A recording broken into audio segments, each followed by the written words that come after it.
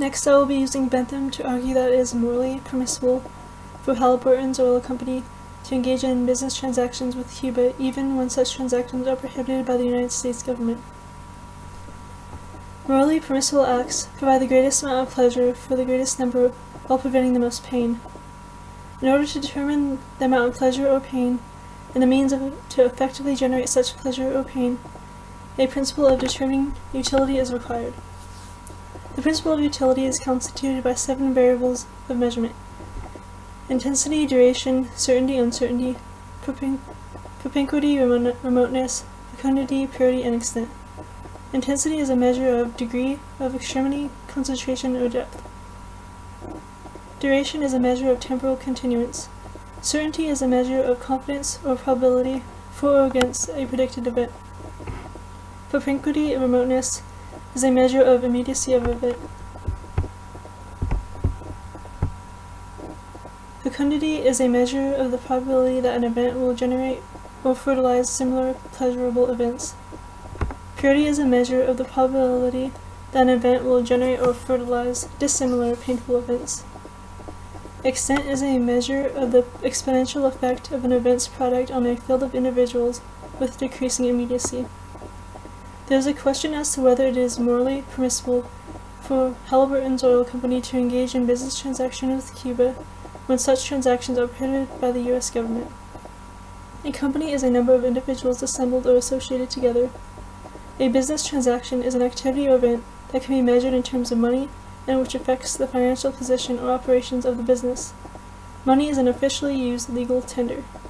Transactions can be classified as exchange or non-exchange.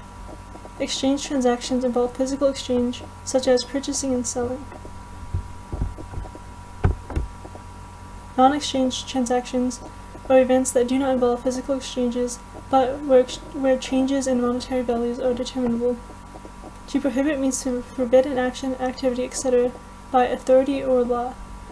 A law is a system of rules that a particular country or community recognizes as regulating the actions of its members and may enforce by the imposition of penalties. Penalties are punishments imposed for a violation of a law or a rule. The United States government conducts the policy, actions, and affairs of the United States. This issue extends to the U.S. government, Halliburton, and Cuba. Halliburton's trading with Cuba stimulates both of the economies of the United States and Cuba, causing increased pleasure for the people of both countries. The more money being circulated in an economy, the better off the people of the economies will be, causing the greatest pleasure.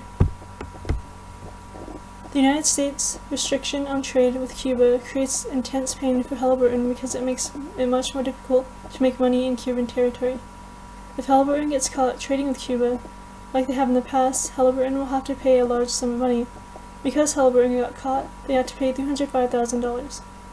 If the U.S. lets trading with Cuba slide, the people of the country will think of it as a weaker nation, and that it doesn't back up the regulations they put up. The U.S. regulates foreign transactions in order to provide security for its people. However, it is very unlikely that Cuba will retaliate, since the transactions that Halliburton is conducting is benefiting the Cubans as well. Cuba does not pose a threat to the United States. Cuba's relationship with the Soviet Union during the Cold War raised concerns about U.S. national security, but that era is long over. The USSR dissolved in 1991, and American foreign policy has adapted to the change in most aspects apart from the ban of business transactions. Prohibiting business transactions with certain countries is actually harming the U.S. economy. The U.S. Chamber of Commerce opposes the embargo, saying that it costs the United States $1.2 billion annually in lost sales of exports. Halliburton's transactions with Cuba provides the greatest amount of pleasure while preventing the most pain. Therefore, it is morally permissible for Halliburton to do business with Cuba, even though the U.S. government prohibits doing business with them.